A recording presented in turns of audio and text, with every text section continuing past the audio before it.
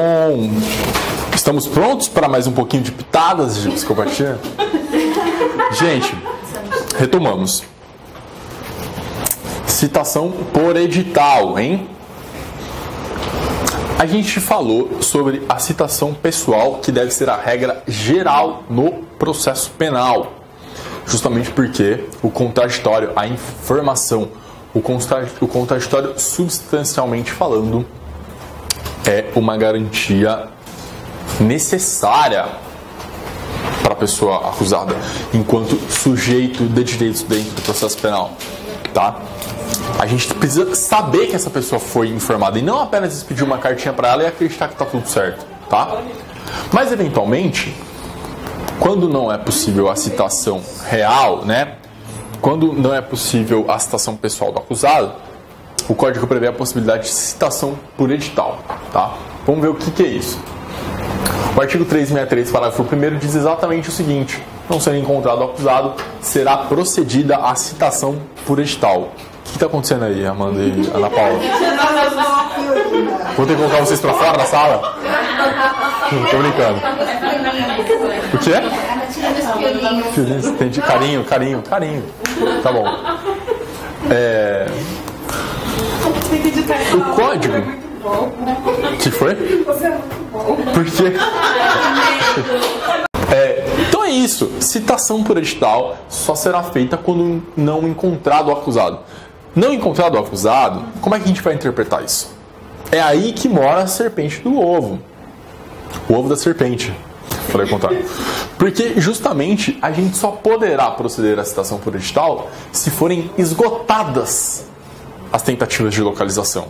Esgotados os meios para localizar as pessoas, tá bom? E em 2018, existem muitos métodos para se encontrar alguém, né? O melhor deles é o Facebook. Né? Se você quer saber de alguém, tá lá. Quando você chama T1, então, é super fácil. Não tem erro. Então, é óbvio que o juiz, antes de optar pela citação editalícia, que é uma citação fictícia, é uma situação presumida, a gente precisa esgotar os outros meios, que são mais eficazes e que permitem uma citação pessoal, que permitem uma citação real, que permitem substancialmente que aquela pessoa seja informada da acusação que é feita contra ela, tá? Há muitos precedentes de que é necessário o esgotamento das tentativas de localização. Não basta uma única tentativa, Amanda, no endereço daquilo que constava no interrogatório da pessoa. Por exemplo, a pessoa foi ouvida e deu o endereço naquele momento. Logo em seguida, ela se mudou de endereço. Ninguém avisou ela, evidentemente, que ela precisava manter o endereço atualizado no processo. Até porque ela nem era investigada naquele momento. E depois disso, quando a denúncia é recebida e é expedido o mandado de citação, essa pessoa já não é mais encontrada. A gente pode imediatamente já proceder à citação, porque naquele endereço que ela forneceu nos autos, ela não foi localizada? Não. A gente vai passar por outras etapas, tá? Justamente porque é uma ficção jurídica. E a gente gosta de presunção no processo penal? Não gosta de presunção. A gente só gosta de uma presunção no processo penal. A presunção de inocência. E a presunção de inocência impõe a citação pessoal e não a citação editalícia. Porque a citação editalícia nos faz crer que alguém leu um edital que é publicado, sabe-se lá Deus onde, num jornal qualquer. Ou no átrio do fórum. Eu nem sei o que é átrio. Tô brincando, é o hall de entrada. Pô, o cara fixa um papel em preto e branco com 427 páginas no cartório do fórum e presume-se que alguém que está passando pelo fórum vai passar... deixa eu ver os nomes que estão aqui. Ah, olha só o meu nome. Não vai acontecer, né? A efetividade, a eficácia dessa medida é baixíssima, né? E é por isso que ela não pode ser a regra. E eu acho que não poderia nem ser exceção. Porque é ineficaz, é inefetiva de fato. Tá? Mas, como tem a previsão no código, ela tem que ser a última opção disponível. E é por isso que se impõe o esgotamento das tentativas de localização. Eu trouxe um caso recente meu, gente. Eu impetrei esse Habeas aqui há pouco tempo. Não gosto de falar de casos meus, mas esse é um caso muito legal e que eu atuei pro bono pelo IDDD. No caso, no projeto Mães Livres. E a Jaqueline foi presa justamente porque se mudou de endereço. O fundamento do decreto prisional era esse. Ela foi ouvida no interrogatório policial, deu o endereço. E havia ali uma dinâmica de disputa familiar com o pai dela. O pai dela havia encontrado uma certa quantidade de droga na casa, ela tinha uma filha pequena, e por conta disso, o pai dela rompeu com ela teve que se mudar de lá. E ela diz expressamente isso no interrogatório. Portanto, aquele endereço que ela forneceu, evidentemente já não seria o mesmo algum tempo depois, porque ela ia de fato se mudar da casa do pai. E aí, assim aconteceu. O juiz tentou localizá-la, até tentou umas diligências, procedeu à citação por edital e decretou a prisão preventiva dela. E aí, quando ela veio a ser presa no final de 2017, ela estava grávida, né?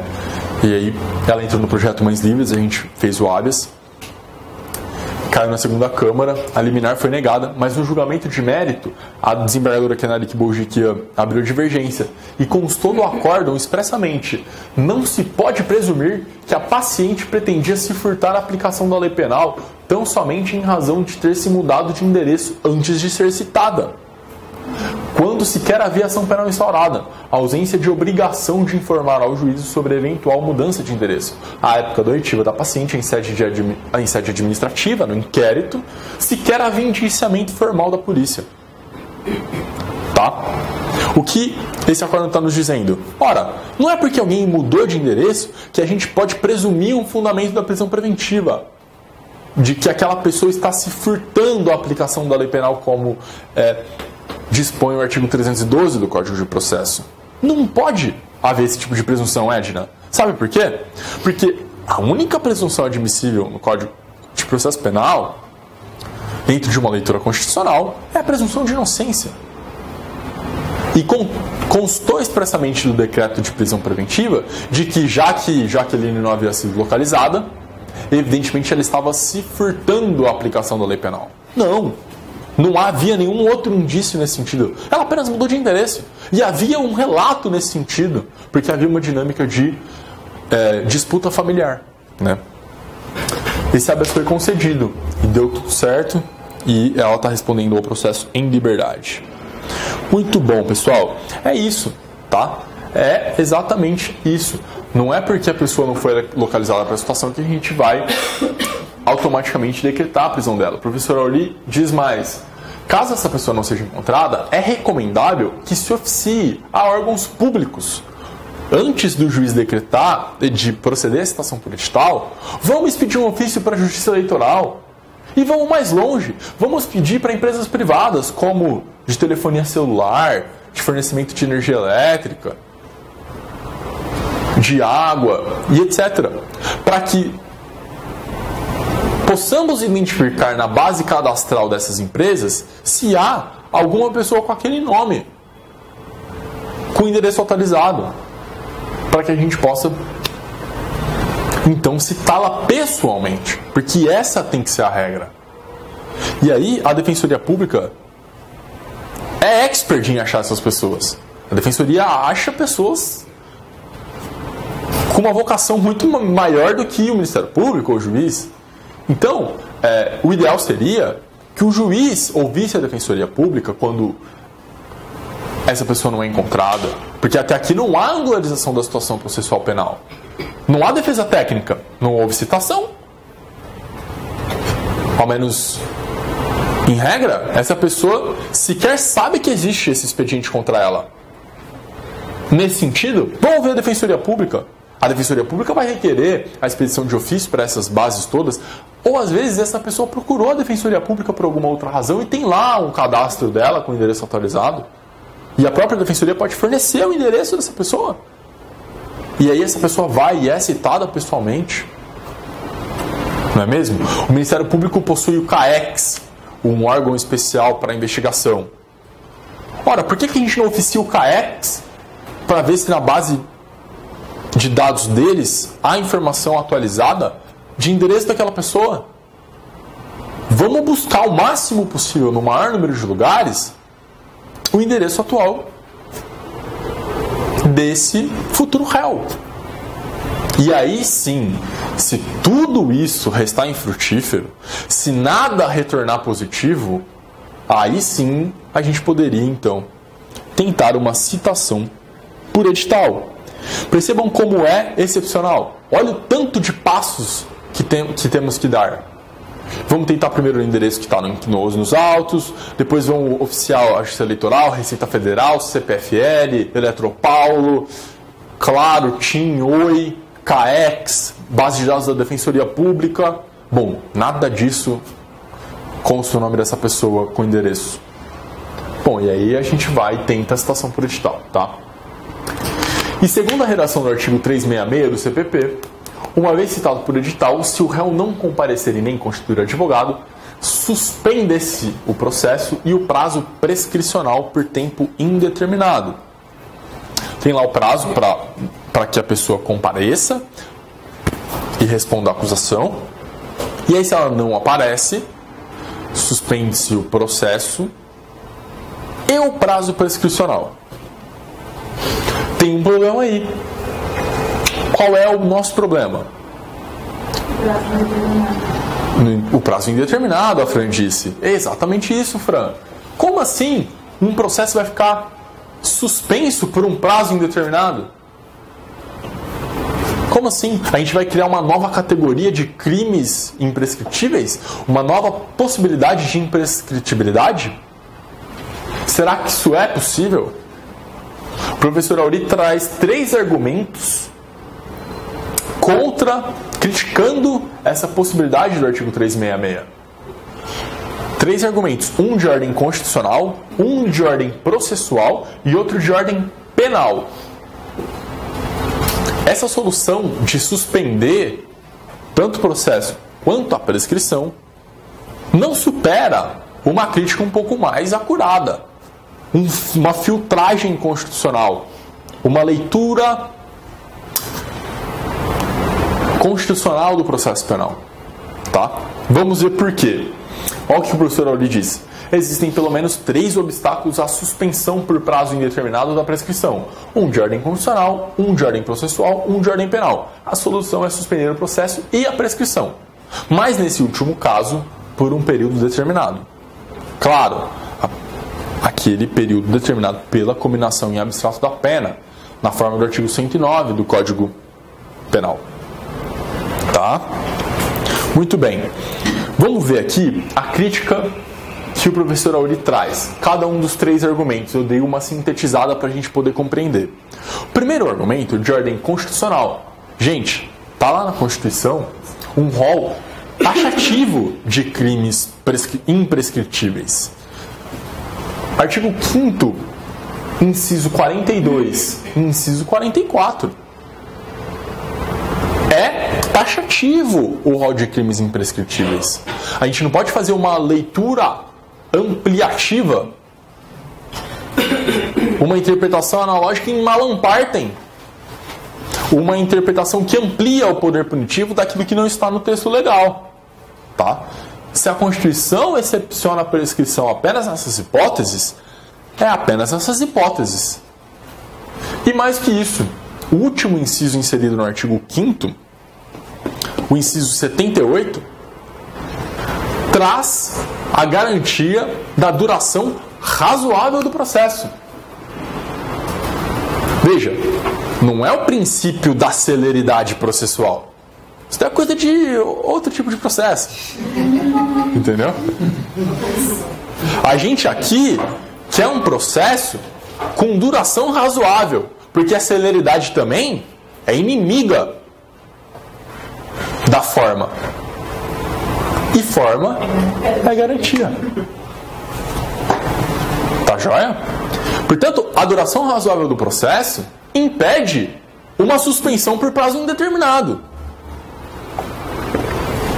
Como admitir que um processo fique suspenso por 30, 40, 50 anos, sendo que a garantia da duração razoável do processo. É incompatível, tá? Um outro argumento, e esse da esfera processual. Gente, com que qualidade essas provas serão colhidas daqui a 40 anos? O que a testemunha vai se lembrar, se é que viva estará, daqui a 40 anos? Olha só o comprometimento para a prova do processo que a passagem do tempo produz. Afinal de contas, a memória humana é falível. O testemunho é a pior espécie de prova. É a pior espécie de prova. Justamente porque somos seres humanos.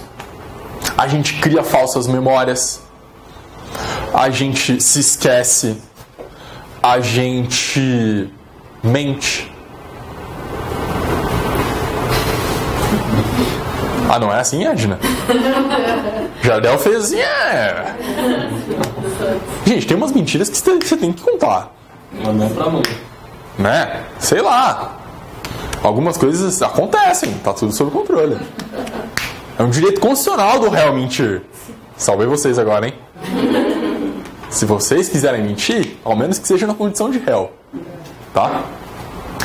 Portanto, não é possível que esse processo dure tanto tempo.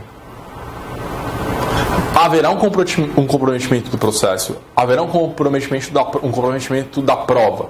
E mais, onde que a gente vai guardar esses autos? Por 40 anos esse processo vai esfarelar. A gente vai ter, o professor ali fala, a gente vai ter que ter bunkers climatizados para guardar papel velho, mofado, cheio de poeira e traça. Né? Não faz sentido. Também tem um terceiro argumento de ordem penal, de direito penal material.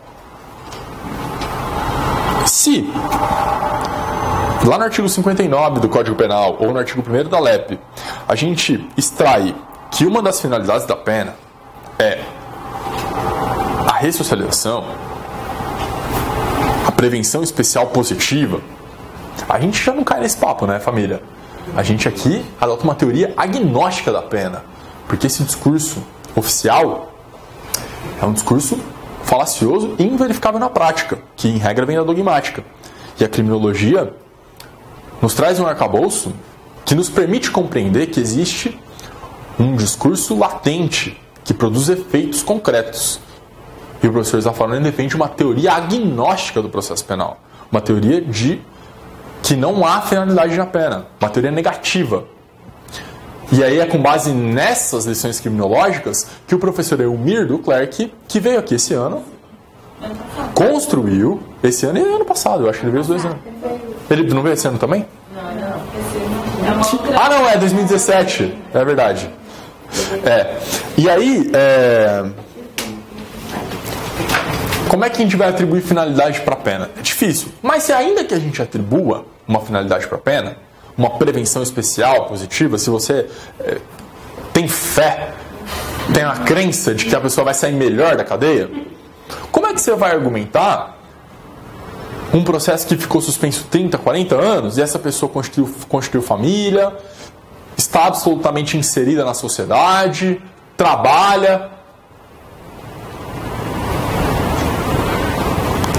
e que, portanto, não demonstra nenhum sinal de que precisa ser ressocializado? O que seria essa pena se não apenas vingança?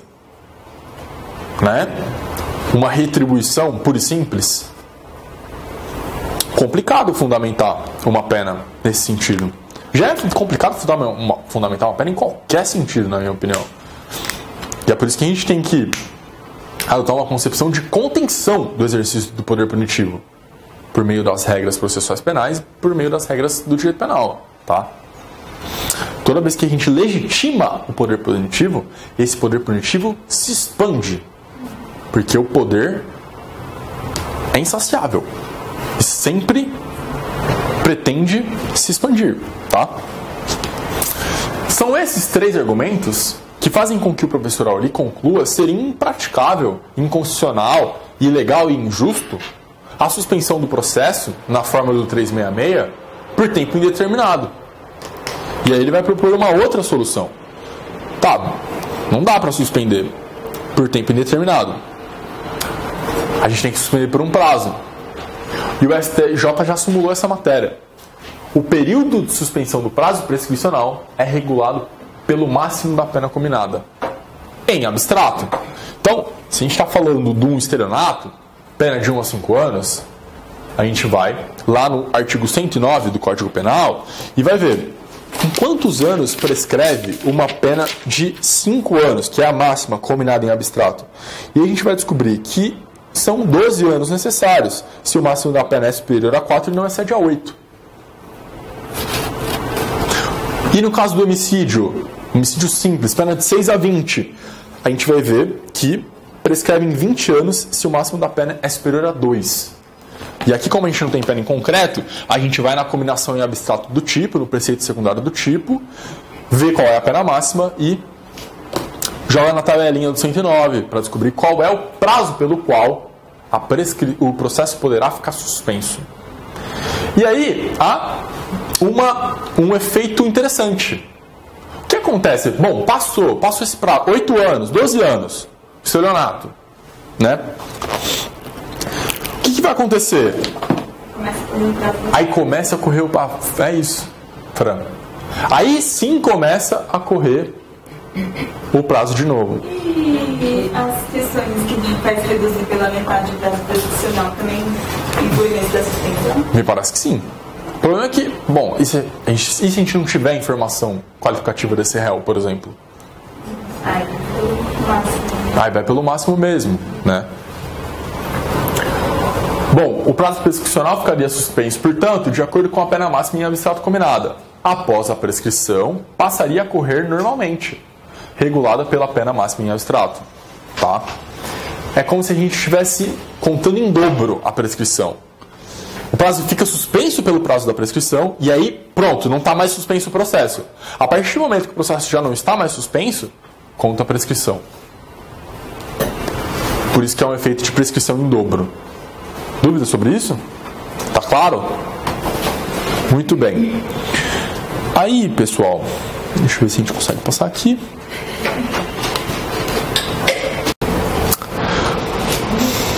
O artigo 366 traz duas coisas problemáticas.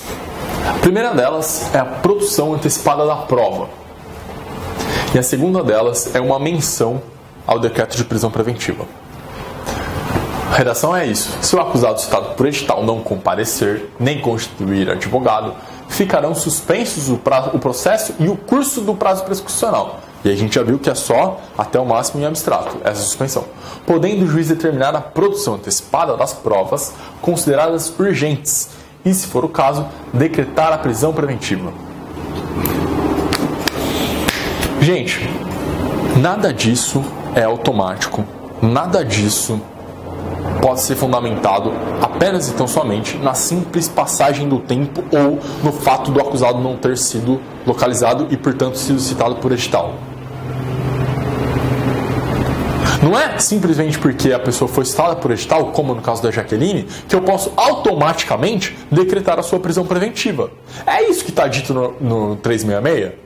Não, o artigo 366 só faz uma referência aos requisitos do 312. E o Auri vai e diz, não, gente, essa referência é péssima, não tinha nada que está aí. Não faz sentido. Não cria nada, não acrescenta nada. Qual é a sua ideia? Qual é o seu argumento? Você é uma pessoa horrível. Por que você colocou essa referência aqui? Tá? A mesma coisa para a produção antecipada das provas. A colheita antecipada da prova, principalmente testemunhal, é uma grave violação contraditória e ampla defesa. Edna, imagina você, defensora pública, réu citado por edital, que você nunca viu na vida,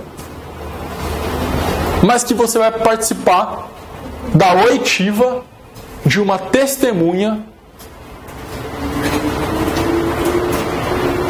porque o réu não foi localizado. Uma produção antecipada de uma prova testemunhal. O que você vai fazer lá? Você vai poder contraditar essa testemunha porque ela é inimiga do réu? Você vai poder fazer inquirições, perguntas específicas sobre a vida pregressa do réu? Você vai poder confirmar alguma coisa sobre a pessoa acusada com essa testemunha? Vejam como fica claro que substancialmente a defesa ali é figurante. Não há garantia de ampla defesa contraditória nesse ato. A Defensoria Pública comparece figurativamente. Porque é muito difícil, sem as informações que o próprio acusado pode te dar, inquirir qualquer testemunha. Não é mesmo? Por isso que é necessário conversar com a pessoa acusada antes de entrar na audiência. É por isso que o artigo 185 garante o direito de entrevista prévia e reservada com a defesa. Para a gente poder saber se aquela pessoa que está ali testemunhando deve ser ouvida na qualidade de testemunha ou informante. Porque tem interesse, algum interesse relacionado ao objeto, ao crime, ao objeto que foi subtraído, ou é inimiga do réu e etc. Tá joia? É por isso que há uma grave violação ao contraditório na produção antecipada da prova. Na produção antecipada da prova testemunhal, principalmente. É muito difícil poder garantir que alguma coisa boa se extrai dali. Tá? Súmula 455 do STJ diz que, determinada a produção antecipada da prova, com base no 366, essa decisão deve ser concretamente fundamentada. Puxa vida, precisava de uma súmula do STJ para dizer que o juiz precisa fundamentar as suas decisões? Não está lá no artigo 93, inciso 9 da Constituição Federal, que o juiz deve fundamentar? É uma garantia, é uma meta-garantia, é uma garantia das garantias de que o juiz sempre fundamente as suas decisões, já que o juiz não foi eleito pelo povo para exercer um dos poderes da República e que, portanto, vai se legitimar na demonstração da técnica jurídica, da racionalidade jurídica empregada, que poderá ser controlada pelas partes? Não precisava de uma súmula para dizer isso, mas teve que ter. E mais que isso, talvez essa seja a parte mais importante da súmula. O simples decurso no tempo não é argumento idôneo para fundamentar a produção antecipada de prova. Suspendeu o processo. Vamos ouvir a testemunha, porque senão ela esquece. Saberá Deus quanto tempo esse processo ficará suspenso. Para a gente preservar a memória da testemunha, vamos ouvi-la agora, em homenagem ao princípio da verdade real. Me mostra onde está escrito esse princípio. Da onde você pode extrair o princípio da verdade. Até porque verdade real é meio que contraditório, não é mesmo? Meio paradoxal, meio redundante. Não existe princípio da verdade real, tá?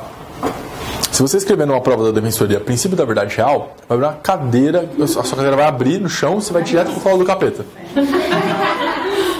Sério. Então, não me ofenda assim, Ana Paula, eu fico muito chateado.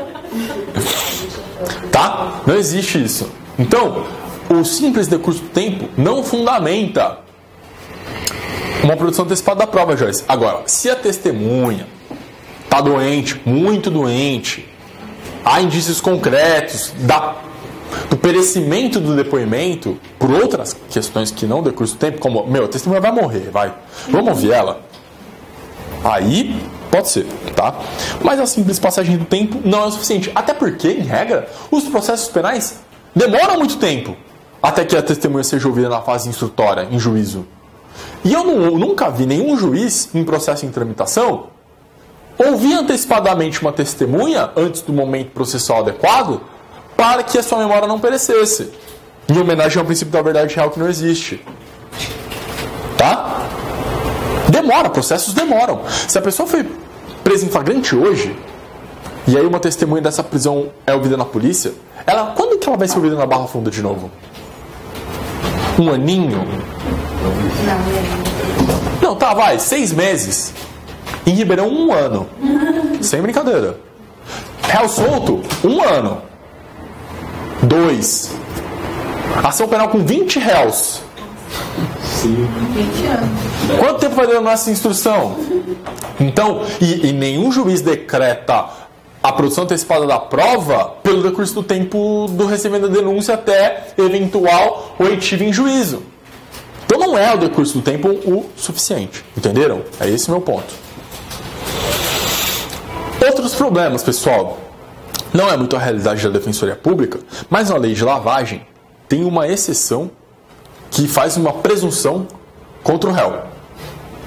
Lá no artigo 2º, parágrafo 2º, está dito o seguinte: o processo de julgamento dos crimes previstos nessa lei, na lei de lavagem, não se aplica o disposto no artigo 366 do Código de Processo Penal, devendo o acusado, que não comparecer nem constituir advogado, ser citado por edital, prosseguindo o feito até o julgamento com a nomeação de defensor dativo. Vejam vocês, um réu acusado de lavagem de dinheiro, o que significa que provavelmente ele está cheio da grana, sendo defendido pela defensoria, justamente porque presumimos que ele lê edital. Primeiro, quem lê edital? Ninguém lê edital. Você não pode. Segundo, a gente pode presumir alguma coisa contra o réu? É óbvio que não. Tá? Essa previsão é inconstitucional. Não faz sentido. Mas é uma exceção que fala sobre citação por edital. E, em regra, nas provas de concurso, são as exceções que aparecem. A exceção da Lei 9613 de 98.000, que lei é essa que eu não lembro agora? Está presumindo um negócio aqui que fala que vai defensor público para o caso de réu que tiver citado por edital. Será que eu concordo com isso ou não? Será que isso está na lei? Está na lei, infelizmente. Mas a gente não concorda com isso. Tá bom? Dando sequência aqui no nosso slide. Citação por hora certa. Pessoal, vencemos citação por edital. Perguntas sobre citação por edital? Gostamos de citação por edital? Eu fiquei um pouco em dúvida na determinação da prisão preventiva. Ah, boa. Só porque não encontrou, mas ele preenche os requisitos objetivos. Fran, 12 mandava. quando falamos sobre prisão preventiva, eu me lembro de ter dito que não existe prisão automática, exceto a execução antecipada da pena, que é uma prisão cautelar automática. Mas o Código de Processo Penal, no artigo 366, fez uma previsão equivocada, uma tecnia do legislador. E mencionou, como quem não quer nada, o artigo 312 lá no 366. A troco do quê? A troco da confusão. A troco da maldade mesmo. Você entendeu? Então, o que acontece?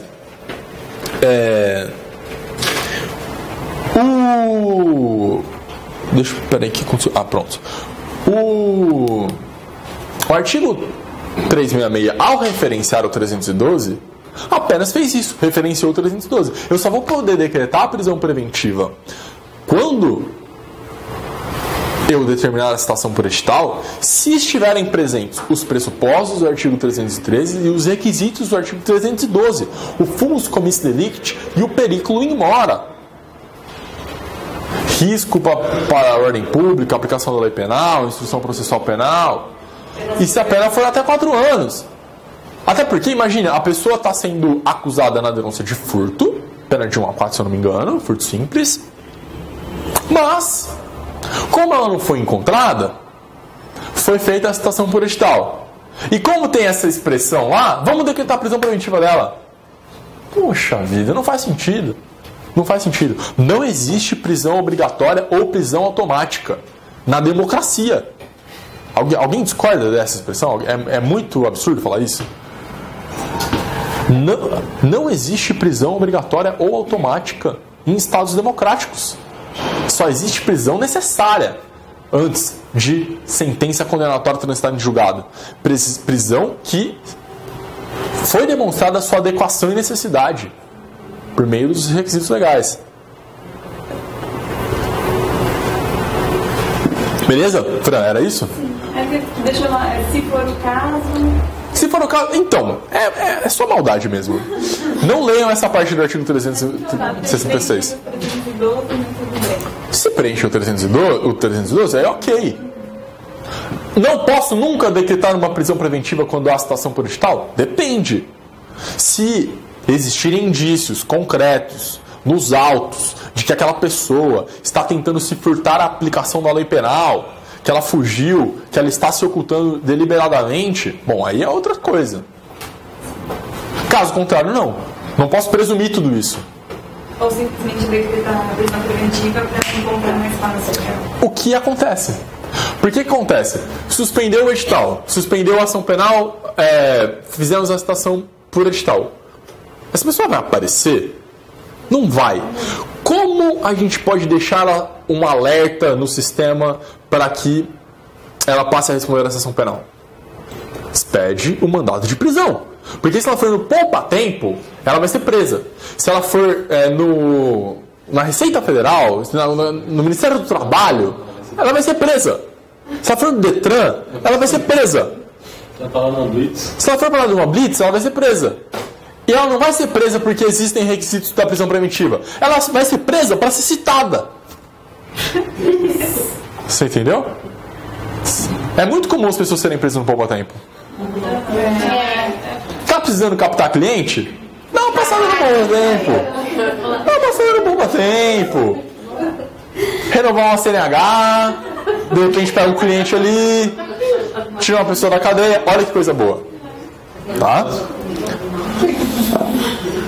Ótimo, pessoal. Citação por hora certa.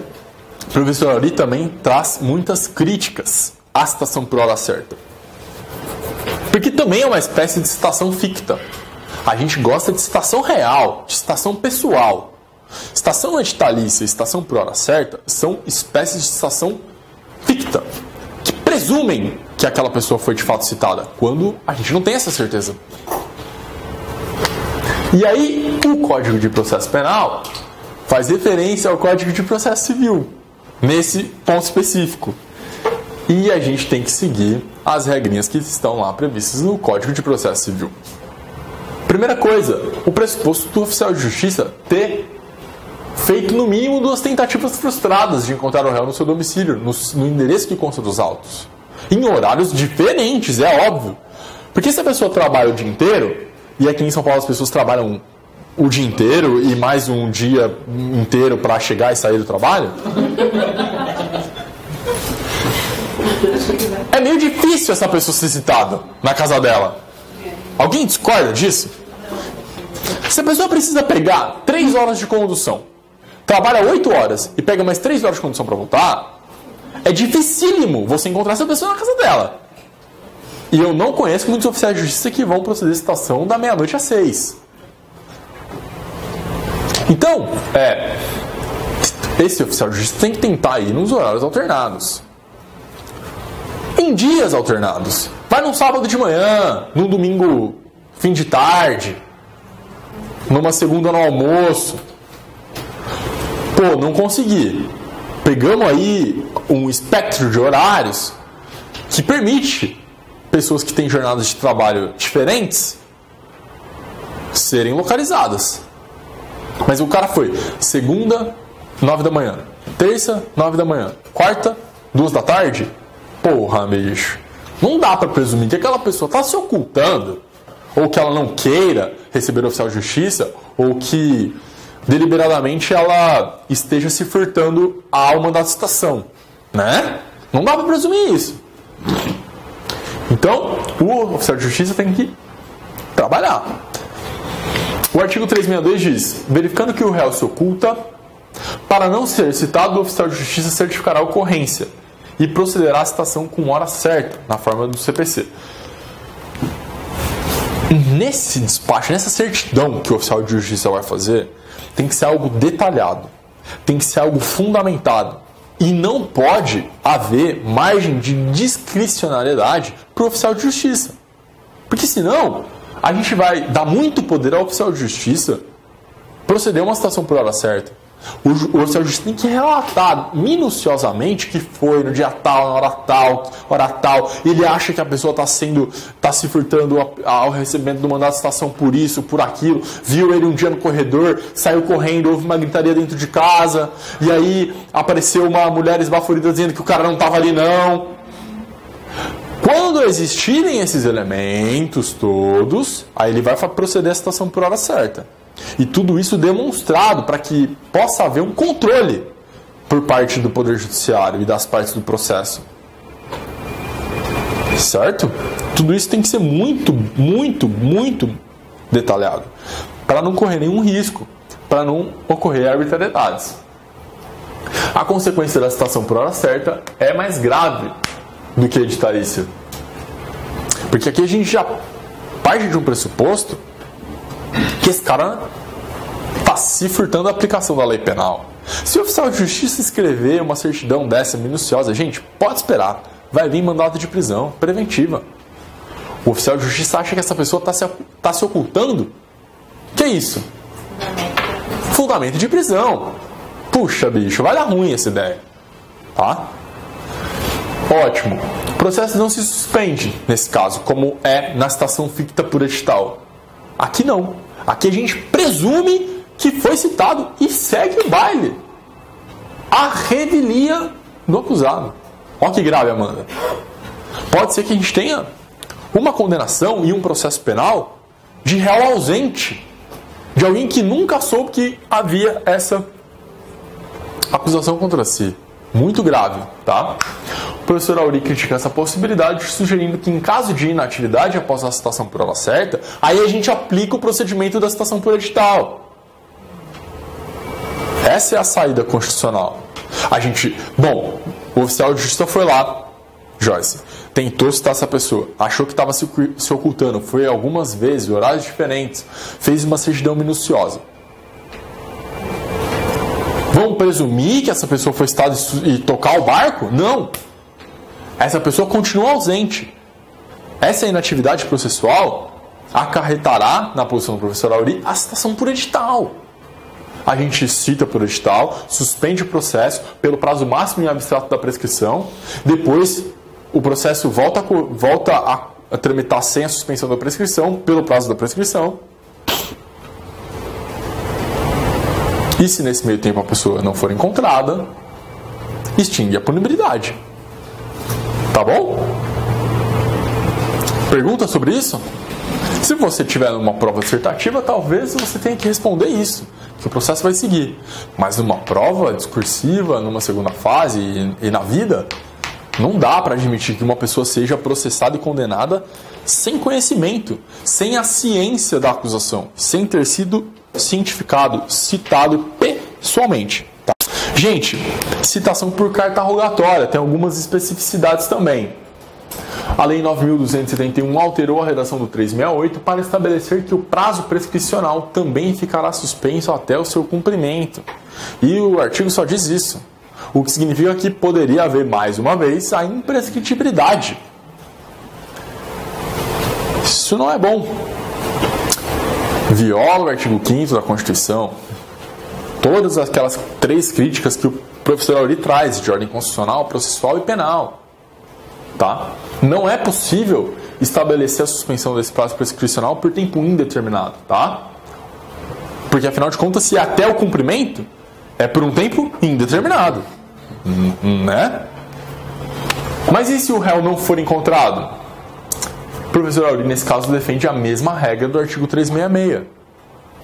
A gente suspende o processo e a prescrição pelo prazo máximo em abstrato pela pena e depois volta a correr a prescrição. Tá? Dúvidas? Citação por carta rogatória e citação por hora certa tem uma semelhança na proposta. É igual, é idêntica à proposta do professor Auri. Mas, pelo código, haveria situações diferentes. Na citação por hora certa, prosseguiria o processo penal, porque de fato teria havido a citação, e na carta rogatória, o processo penal ficaria suspenso por prazo indeterminado. Certo, Edna? Muito bem, tá acabando, família. Ou não. Gente, inatividade processual real e ficta. Falamos um pouco, mas aqui vamos ver essas duas espécies de inatividade, quais são as suas consequências para o processo penal. Ótimo. A inatividade processual real acontecerá na ausência do réu. Ele não compareceu à audiência, ele pessoalmente citado, assinou um mandado de citação, não constituiu defesa técnica, tá? Disse o réu ausente que, tendo conhecimento da acusação, pois devidamente citado pessoalmente com oficial de justiça, não apresenta sua resposta e não constitui defensor. Nesse caso, o juiz vai aplicar a regra do 367, combinado com 396A, né? Vai nomear um defensor público para oferecer a resposta à acusação. O que acontece nesse momento, na inatividade processual real, é que há uma presunção de hipossuficiência dessa pessoa. Se essa pessoa foi citada pessoalmente e não constituiu a defesa técnica no prazo de 10 dias, presumimos nós que ela é hipossuficiente, que ela não possui condições de contratar um advogado para efetuar sua defesa técnica. E aí, nesse caso, a defensoria é constituída para atuar em nome dessa pessoa. É nesse momento que a defensoria pública entra, na citação em que há inatividade processual do réu. Ou a devolução do prazo para defesa, isso vocês pedem? Ou se já apresentam Não. Se ele tem condições de constituir advogado particular. Isso. Quando é perguntado e ele marca o xizinho, tem condições? Ótimo, a gente espera o prazo de 10 dias. Não apresentou. Ele falou que não tem como. Ele marcou que tem condições. Não apresentou. Apresentar um novo para constituir. Não, vai para a defensoria. Vai para a defensoria. Não, a defensoria faz uma fotinha para não ter. Para ele para voltar em 10 dias? Tipo, passou o prazo da resposta à acusação. Não tem advogado. Não, ele foi citado e falou que tem condições de constituir advogado particular. E não constituiu. E não constituiu, aí a defensoria fez uma cota falando que ele... Para ele se manifestar de novo, sobre a condição. Então, Então, um novo defensor. ótimo, é um excesso de zelo. Mas poderia imediatamente a defensoria atuar nesse caso. Eu acho que não pode, já tá na OAB. É sério? Sério. Que coisa. Na OAB, me passa depois para dar uma olhada. Porque é isso, se a pessoa não constitui advogado, Aí sim, a defensoria já... o processo não pode prosseguir sem defesa técnica. A defesa técnica é irrenunciável. Alguém vai atuar por essa pessoa. Tá certo? Se essa pessoa não tem advogado, só a defensoria pública vai poder atuar por ela. No mundo ideal, né? No mundo em que a defensoria é estruturada e tem recursos humanos e materiais para atender toda a demanda, né? Mas depois eu vou confirmar isso, Fran. Mas é isso, há uma presunção de que essa pessoa é hipossuficiente. Ela tem que ter defesa técnica, né? Não pode simplesmente ficar sem defesa. Na inatividade processual ficta, sucede a citação editalícia, conduzindo à situação de não comparecimento. É aquilo que a gente já viu. Nenhuma das tentativas deu certo, a gente expediu ofício para a Justiça Eleitoral, para o Ministério do Trabalho, para a Receita Federal, para a Eletropaulo, para a CPFL, e mesmo assim não encontramos essa pessoa. Aí então, a gente lança a mão da citação ficta. E passado o prazo de 15 dias do edital, o réu não comparece em cartório para ser citado e tampouco apresenta a citação, a resposta por escrito. Porque se, imaginem vocês, o cara é citado por edital e ele comparece no cartório. Bom, aí tá tudo bem, segue o fluxo normal do processo penal. Mas não é a regra. Então, depois de 15 dias de publicado o edital, passado o prazo para a resposta à acusação, defensoria. Como que vai acontecer? E aí a defensoria vai poder se manifestar sobre produção antecipada de prova, sobre eventuais pedidos de prisão preventiva do Ministério Público, com base na alocação do 366 e a referência ao 312. Tá? E aí a gente vai seguir o procedimento que está previsto no 366 e seguintes. E aí, pessoal, como eu já havia adiantado, essa repetição do artigo 312 no artigo 366 não tem por que existir, não faz sentido. Não acrescenta possibilidade de decretação preventiva, não modifica os requisitos da prisão preventiva, só traz confusão, tá? E aí a gente tem que simplesmente esquecer que está ali, porque não acrescenta, não soma, não faz sentido. Então, simplesmente é isso. A inatividade processual ficta não autoriza a decretação automática de prisão preventiva, o que, infelizmente, a gente sabe que acontece justamente para que aquela pessoa, quando for no poupa-tempo, em algum outro órgão público ou for parado numa blitz, possa ser presa para responder o processo. Que assim é mais fácil achar ela, né? Querendo ou não. Muito bem. Agora, atualmente, existe o Banco Nacional de Mandados de Prisão em Aberto. Se eu não me engano, está na casa de 1 milhão e tantos mandados de prisão em aberto. Dá uma consultada lá às vezes. Né? Dá uma consultada lá. É aberto. É aberto. Não é tão bem alimentado ainda. Seu nome não está no Banco Nacional de Mandados de Prisão. Posso ir ao poupa-tempo? É melhor não! Veja bem, se você está com essa dúvida, é melhor não. Se você está com essa dúvida, é porque alguma coisa aconteceu aí nesse passado, tá? E o resultado negativo do Banco Nacional de Mandados de Prisão em Aberto não significa que não há mandados de prisão. Não adianta você imprimir lá a consulta e impetrar um habeas dizendo não era para mim esse mandado porque eu consultei e não tinha nada. Vai dar errado isso, porque ainda não é tão bem alimentado. Mas o ideal seria que fosse muito bem alimentado, que qualquer pessoa pudesse consultar o seu nome para saber se ela vai ser presa ou não, tá? Até para ela poder se entregar e dizer, o fundamento da minha prisão é equivocado, eu jamais quis fugir tanto que estou aqui. Pô, alguém que teve a prisão preventiva decretada porque supostamente estava se furtando a aplicação da lei penal e comparece para dizer o contrário, fulmina a hipótese da prisão, né? Então eu acho que seria o ideal mesmo. Muito bem. Vamos falar agora um pouquinho, pessoal, terminamos citação por hora certa, falando sobre a carta rogatória e também na inatividade processual penal. Vamos falar um pouquinho sobre intimação e notificação, que pode ser um tema que apareça na prova de defensoria. As intimações do MP da defensoria são sempre pessoais. Uma garantia, uma prerrogativa do cargo, tá? Não uma prerrogativa da pessoa, uma prerrogativa do cargo.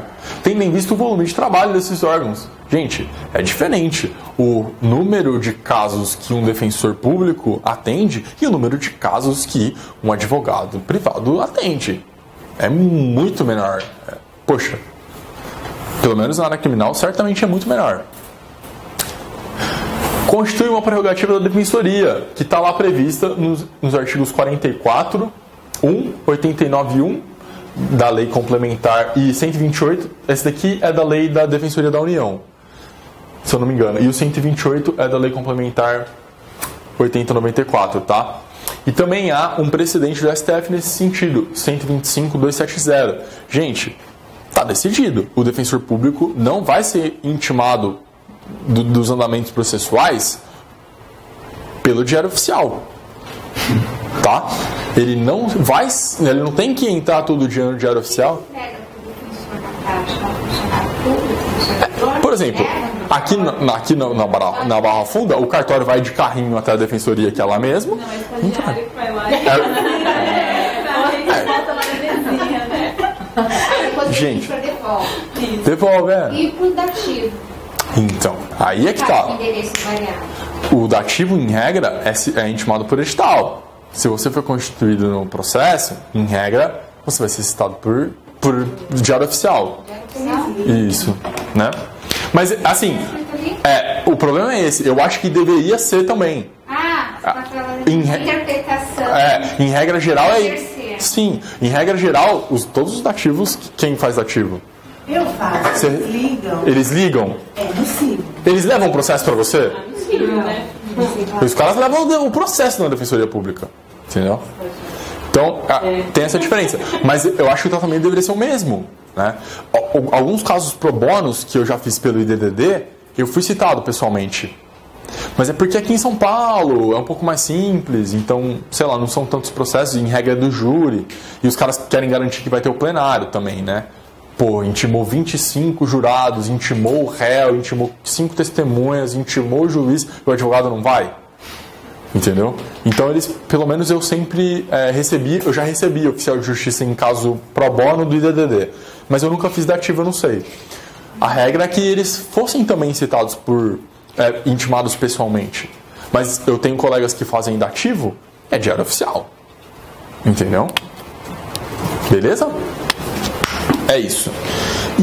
E aí, pessoal, vamos falar um pouquinho da diferença entre depois na sequência entre notificação e intimação.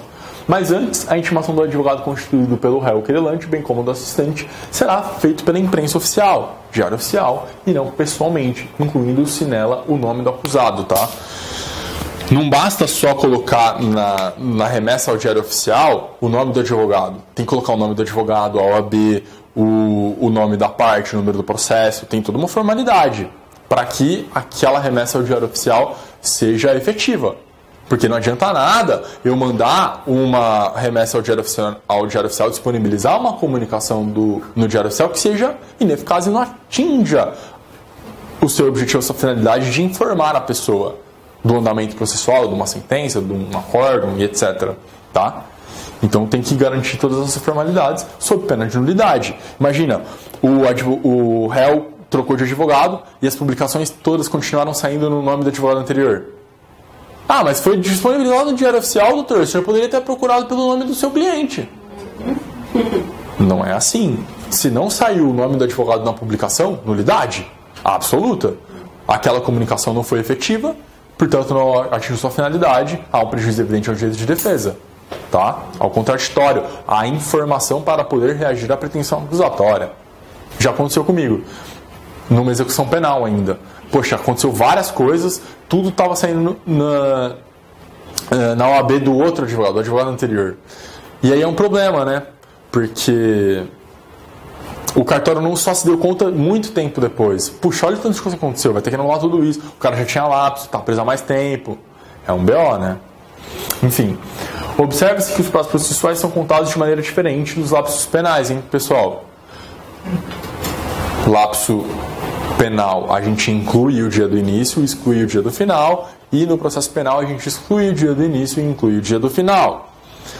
Ah, mas o recurso especial e o recurso extraordinário agora estão disciplinados no Código de Processo Civil. Eu posso pular feriados e finais de semana? Você vai perder seu prazo. Porque a regra específica no processo penal, no artigo 600, 700 e alguma coisa, que diz que os prazos contados no processo penal serão contínuos. Portanto, não serão interrompidos por feriados e finais de semana, mesmo para a interposição de recurso especial e recurso extraordinário, que agora estão previstos no Código de Processo Civil, tá bom? Antes havia lá as suas leis esparsas, agora está lá, tem um capítulo, e, portanto, algumas pessoas começaram a dizer que no processo penal também contaria pulando final de semana e feriado para interposição de recurso extraordinário especial, o que seria um bom sonho, um sonho doce de verão. Mas a gente, no processo penal, trabalha com coisa muito importante, que não dá para ficar esperando no final de semana, tá? É isso mesmo, Amanda. Não me venha com essa carinha. Não me venha com esse seu mau sentimento, tá? Muito bom. E aí, dando sequência no nosso... Puxa, eu não coloquei ali, acho que comeu o slide da notificação e da citação. Na lei de drogas, especificamente, o réu é notificado para apresentar defesa preliminar. Ele não é citado para apresentar resposta à acusação. Parece filigrana de nomenclatura, mas não é. São atos diferentes que produzem resultados diferentes. Tem natureza jurídica diferente. Enquanto essa pessoa não for citada, essa pessoa não é ré. Não há processo penal contra ela. O que existe, por exemplo, nesse momento, é um juízo prévio de admissibilidade. O acusado é notificado para apresentar uma defesa preliminar. Ele apresenta a sua defesa preliminar. E se essa defesa preliminar não for acolhida, aí ele vai ser citado para apresentar a resposta à acusação. Tá bom? Tá bem? Essa é a diferença. A notificação, em regra, está atrelada aos atos de notificação para defesa prévia no júri ou preliminar no rito das drogas, por exemplo. Está ligada ou no rito do funcionário público, que, se eu não me engano, também tem a previsão de uma notificação preliminar para apresentação de uma defesa preliminar, tá? Essa é a diferença. Gente, uma vez declarada a revelia do acusado, ele foi intimado, ele foi notificado ou ele foi citado. e se manteve inerte e não deu seguimento ao processo, poderá ser decretada a sua revelia, tá? A única consequência, talvez um pouco mais direta, seja o acusado deixar de ser intimado pessoalmente daqueles atos processuais. Por exemplo, o réu tem direito de ser intimado pessoalmente da sua própria sentença. Inclusive, quando o oficial de justiça vai, ele marca o xizinho se ele quer recorrer ou não. Mas se ele foi revel, se ele já se manteve inativo e o juiz decreta a sua revelia, quando essa sentença penal condenatória sobrevier, o acusado não será intimado pessoalmente. Esse é um dos efeitos da revelia no processo penal. Mas o seu defensor, sim, necessariamente será intimado. Então, praticamente falando, não vai haver um prejuízo muito significativo. Porque se a defesa está sendo intimada, é óbvio que o advogado ou o defensor vai ligar para o cara e falar: meu, você foi condenado? Tá? Por isso que a revelia no processo penal não faz sentido. Porque a revelia no processo civil permite a presunção da veracidade dos fatos alegados na inicial. A gente pode presumir a veracidade dos fatos alegados na denúncia? Não. Né? Nessa ciência evoluída que é o processo penal, a gente não pode presumir nada contra o réu. Tá?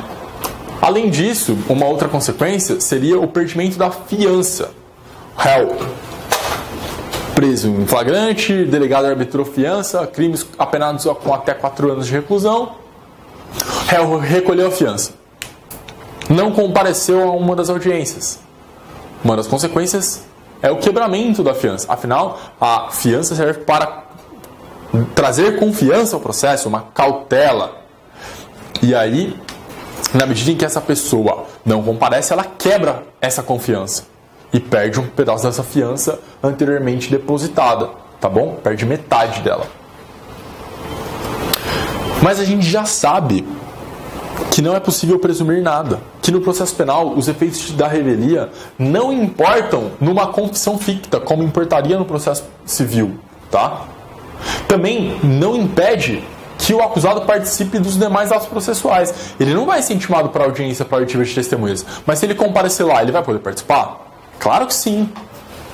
Ele não vai ser intimado da sua sentença, mas se ele for até o balcão do cartório e pedir para ver o processo, ele vai poder ver. Nada impede, não há nenhum prejuízo nesse sentido que a gente pode atribuir ao réu pela sua inatividade. Tá bom? O professor Auri fala exatamente isso. A presença do réu é um direito e não um dever. A presença do réu no processo penal é um direito e não um dever. Não é, portanto, carga, senão assunção de risco. Ora, se a presença é um direito e não um dever, na medida em que ele escolhe não ir ao seu interrogatório, ele está assumindo um risco de poder influenciar o juiz. Ele está abrindo mão de uma chance de produzir ali uma dúvida razoável no juízo. Mas não importa confissão ficta de culpa, tá? Não está o juiz legitimado a praticar qualquer tipo de ato de reprovação, sendo completamente errado a decisão de decretar a revelia do réu. O que isso significa? Decretei a revelia do réu no processo penal. O que mudou? Pouca coisa, né? Que, por exemplo, for ausente na instrução. Eu acho que na instrução é o exemplo assim, primordial. Porque como consequência do direito ao silêncio, do nemo tenetur sine tegere, é evidente que se eu posso ficar em silêncio, eu não preciso ir lá. Faz sentido eu ter que ir até lá para ficar em silêncio? Não faz sentido nenhum, gente. Tem muita coisa para fazer. Não é simples, tá? Presume-se nesse caso que se a pessoa não comparece ao seu próprio interrogatório, ele escolheu permanecer em silêncio, o que é um direito constitucional lhe garantido. E se é um direito garantido, não pode ser interpretado contra si. E nem decretação de revelia, nem nada disso, tá? O comparecimento ou não do réu nas audiências de instrução é uma faculdade da defesa, atendendo aos seus interesses e estratégias probatórias, jamais uma carga processual. Especificamente nesse ponto, pessoal, acontece um pouco uma situação estranha. Imaginem vocês um caso de repercussão com políticos presos. E esses políticos presos não querem comparecer até o fórum para a oitiva de uma testemunha. Mas o juiz mesmo assim requisita para que eles compareçam ao fórum. Ora, se é um direito deles não participar deste ato processual, o juiz não tem essa opção de deliberadamente trazer essas pessoas que vão ser expostas ali a uma humilhação. Se não for um processo acobertado pelo segredo de justiça, vai ter outras pessoas lá, vai ter jornalistas, vão fotografar essa pessoa com a roupa do sistema carcerário para a realização de um ato que não depende dela e que para ela não é interessante, que ela já abriu mão. Se a defesa dessa pessoa peticionar no processo dizendo que não tem menor interesse de comparecer na audiência, não há razão alguma para o juiz indeferir esse pedido. Mas eu já vi isso acontecer. Porque o juiz vira e fala, não, o direito de presença do réu não, depois vai ser arguido como nulidade. Não, até porque foi a própria defesa que pediu, né? Ninguém pode se beneficiar da sua própria torpeza. E mais do que isso, é um direito e não um dever comparecer aos atos processuais penais. Então, se a pessoa requer a sua dispensa, não tem por que o juiz obrigá-la a comparecer. Inclusive, réu preso. Tá? É isso. Caminhando aqui para nossas considerações finais, vamos falar um pouquinho sobre a condução coercitiva. Falamos sobre a diferença entre intimação e notificação, falamos dos efeitos inexistentes quase da revelia no processo penal. Vamos falar um pouquinho da condução coercitiva. Esse tema bacana está na nossa pauta do dia. Está na nossa pauta do dia porque ontem ainda, antes das pitadas de psicopatia, estava pautado para aquela sessão o julgamento da ADPF 444, em que o ministro Gilmar Mendes havia concedido uma medida cautelar para suspender em todo o território nacional a aplicação o uso das conduções coercitivas. Está lá no artigo 260. Se o acusado não atender a intimação para o interrogatório, já sabemos o que é intimação, já sabemos o que é interrogatório, reconhecimento ou qualquer outro ato que sem ele não possa ser realizado, a autoridade poderá mandar conduzi-lo à sua presença. O que isso significa? Primeiro, que é necessário antes uma prévia negativa. Injustificada. Segundo, que o resto todo está errado.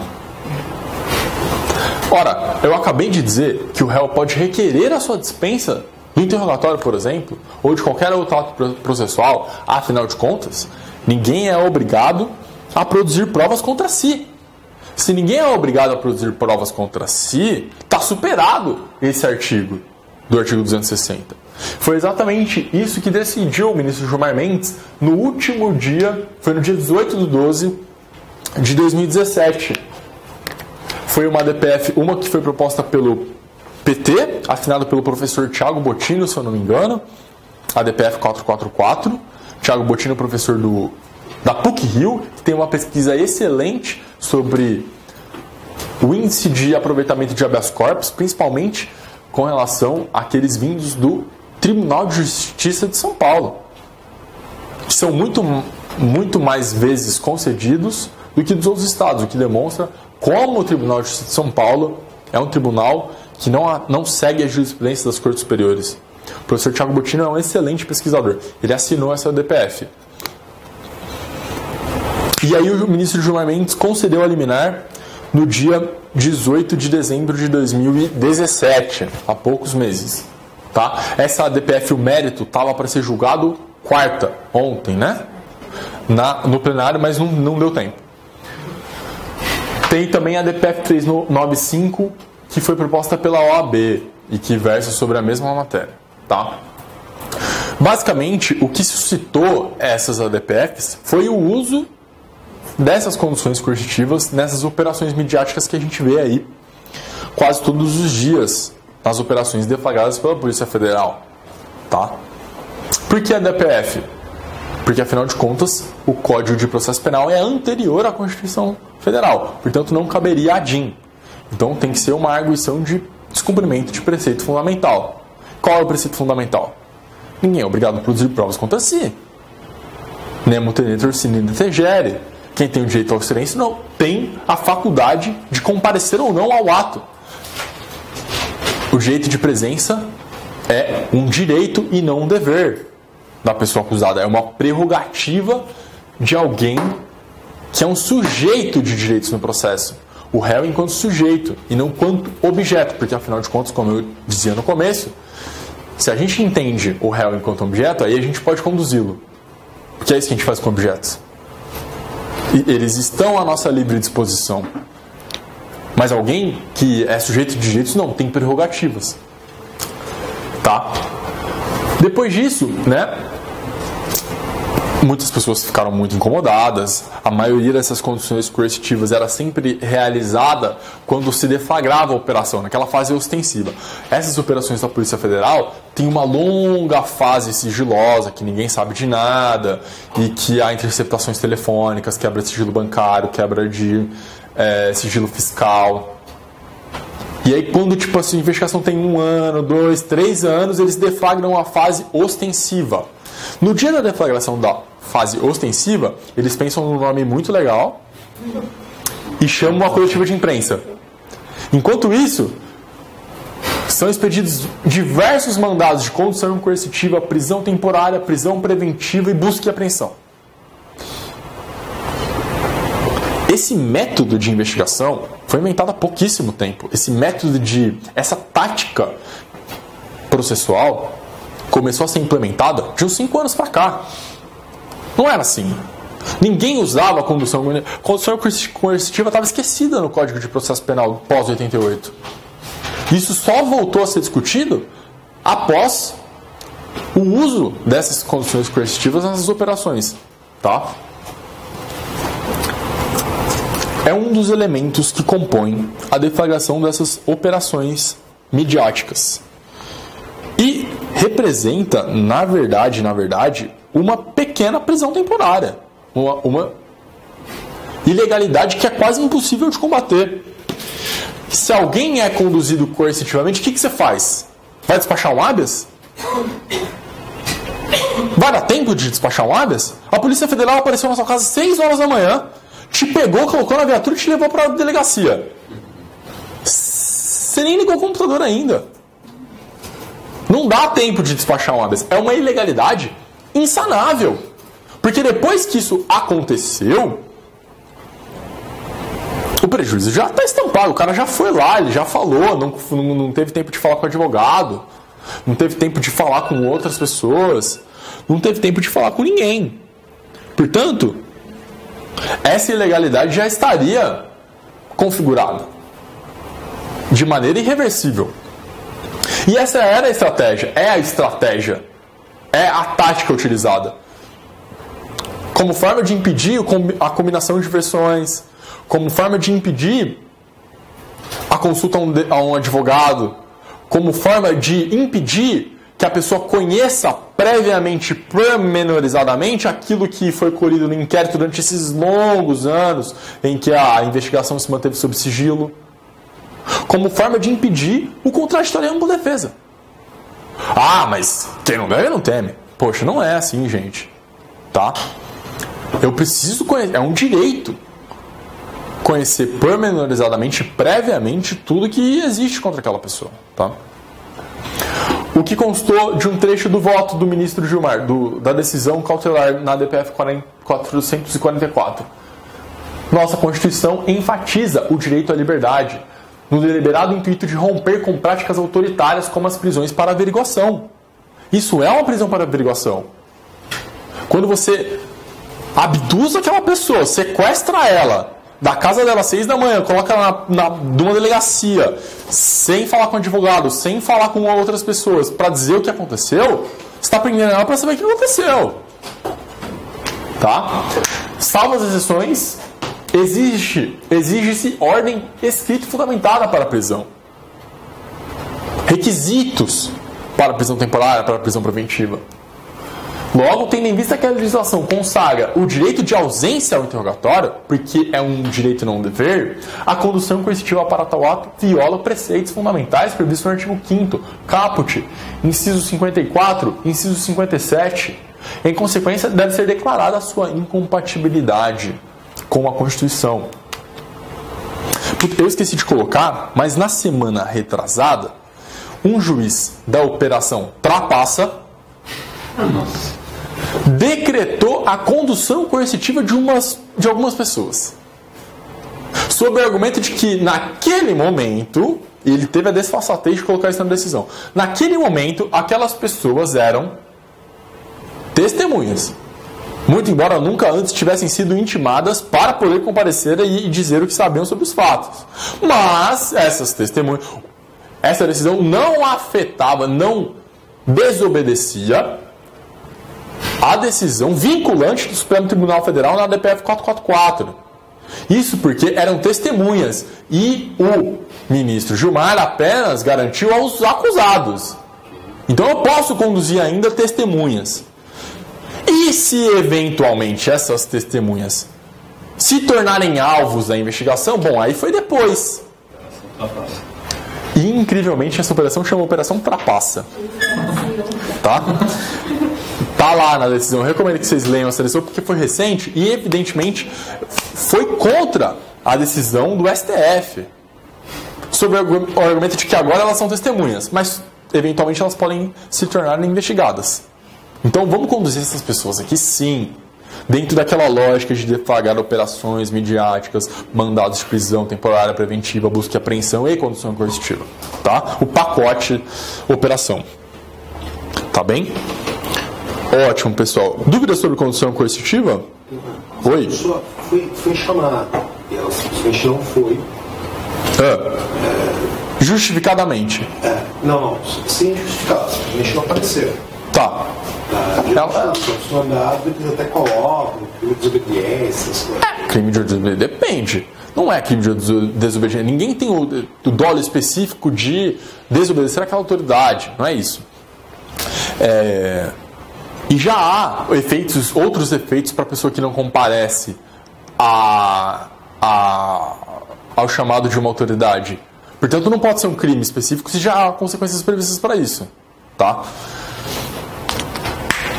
A ideia é, por exemplo, se a pessoa resolve não ir, porque é um direito dela. O acusado? O acusado. Zero problemas. Se ele pode ficar em silêncio? Ele cometeu crime de desobediência porque ele não atendeu a intimação do delegado para ser interrogado. Não, é um direito dele. Se ele tem esse direito, não pode ser crime. Pelo princípio da tipicidade conglobante. Ou pelo exercício... não é típico essa conduta. Não tem jeito de ser desobediência. Tá? Beleza?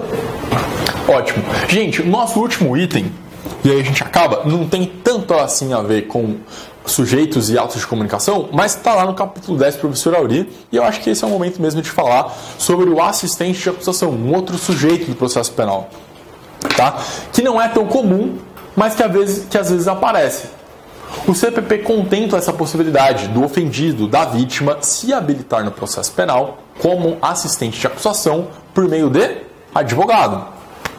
A natureza jurídica desse assistente de acusação é de parte contingente, de parte secundária. Quem é a parte principal? A parte primária? O Ministério Público, né? Poderá intervir como assistente de acusação o ofendido ou o seu representante legal, naquelas hipóteses em que a vítima morreu, por exemplo, tá? E aí, o seu representante legal está no artigo 31, seus representantes, o CAD, cônjuge, ascendente, descendente ou irmão, tá? Não caberá a intervenção de pessoa jurídica de direito público, do tipo, foi cometido um crime contra a administração. Poxa vida, o governo do estado vai se habilitar como assistente do Ministério Público para poder, então, pedir uma hipoteca. Não, o Ministério Público é essa pessoa. Mas isso não impede, por outro lado, que autarquias ou empresas de economia mista se habilitem no processo como assistente de acusação. E a mais famosa atualmente é a Petrobras. a estatal brasileira, que é assistente de acusação do Ministério Público nas ações penais da Lava Jato. E que tem como advogado nada mais nada menos do que René Ariel Dott, professor Dott, né? Que foi um grande penalista, né? Enfim, da decisão que admite ou não o assistente, não caberá recurso. A gente não gosta dessas previsões que não cabem recurso. Então aqui não cabe habeas corpus. Quem falou que cabe sempre habeas corpus? Não há uma ameaça ao jeito de ver da pessoa. Aqui cabe mandado de segurança. Tem que impetrar um MS. Viu, Sheila, como você... Não é assim tão fácil, tão simples? Faz habeas. Não é assim. Tá? Ótimo, pessoal. Pra gente encerrar, falando mais um pouquinho sobre assistente de acusação, diferentemente do processo civil, não é necessário demonstrar o interesse de agir, tá?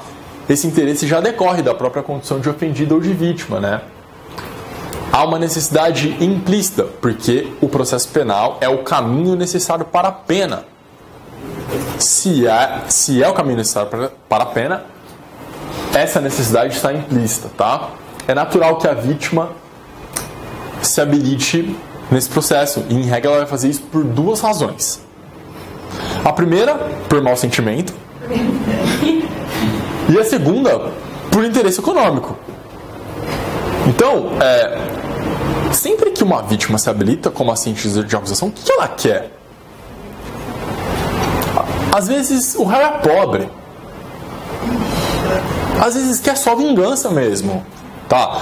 E aí é um problema, porque esses sentimentos ruins atrapalham a visão das pessoas sobre os fatos, tá?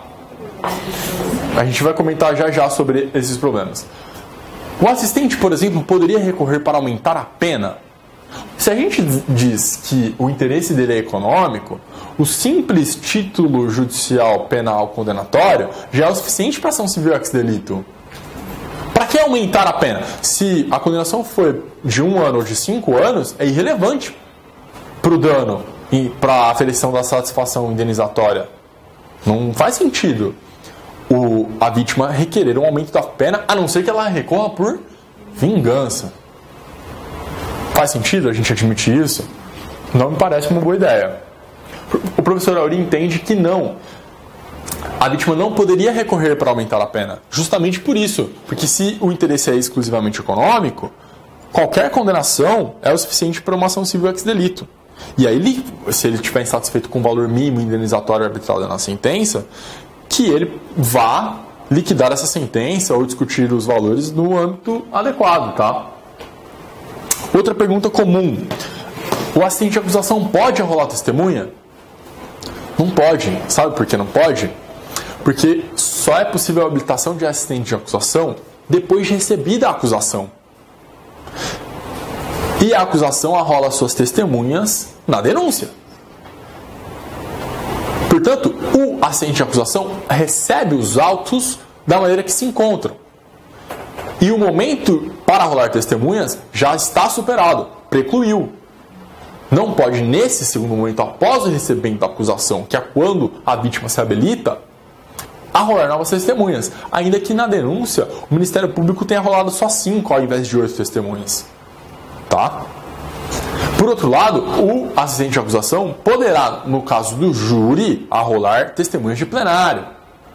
Porque na fase 412 já houve uma pré-instrução, já houve o recebimento da denúncia, a vítima pode ter se habilitado no meio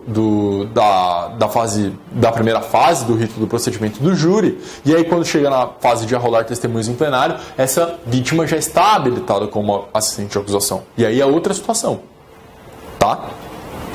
Não é que a assistente de acusação nunca pode arrolar testemunha. Até pode, desde que já esteja constituído no processo. Tá? Ótimo. Críticas à assistência, pessoal. Pontuei algumas críticas. Primeiro, esse processo penal será contaminado por um mau sentimento, por um viés vingativo, um grave retrocesso que dificulta a entrega da prestação jurisdicional. Dentro da evolução do sistema jurídico criminal, a vítima é subtraída do conflito justamente porque ela está afetivamente ligada àquela causa. E é por isso que a gente superou a vingança privada para colocar na mão do Estado o exercício do poder punitivo. Tá bem? Mais do que isso, o interesse econômico, gente, deve ser satisfeito no âmbito civil e não no âmbito penal. Aqui há uma mistura de pretensões, a pretensão acusatória com a pretensão indenizatória, num procedimento e num ambiente que não foi pensado para satisfazer a pretensão indenizatória. Tá? Aqui a gente poderia conduzir eventualmente uma ação penal à sua procedência para que essa vítima tenha satisfeito sua pretensão indenizatória, havendo um desvirtuamento do processo penal. Tá? Além disso, para mim esse talvez seja o melhor argumento, é o artigo 129, inciso 1º da Constituição, que diz expressamente que são funções institucionais do Ministério Público, inciso 1º, promover privativamente a ação penal pública. Bom, e se é só o Ministério Público que pode promover privativamente a ação penal pública, o que essa vítima está fazendo nesse processo? A Constituição fez uma escolha e deu esses poderes privativamente ao Ministério Público. Portanto, é o Ministério Público o único capaz de representar a vítima nesse ambiente. Tá bom, pessoal? Perguntas sobre assistente de acusação? Gente, era mais ou menos isso que eu havia preparado para o nosso encontro de hoje. Nos vemos daqui a alguns dias, se eu não me engano, no meio de abril. E a gente vai dar seguimento com recursos e nulidades, se eu não me engano. Tá bom? Nos vemos na próxima aula. Até mais. Parar.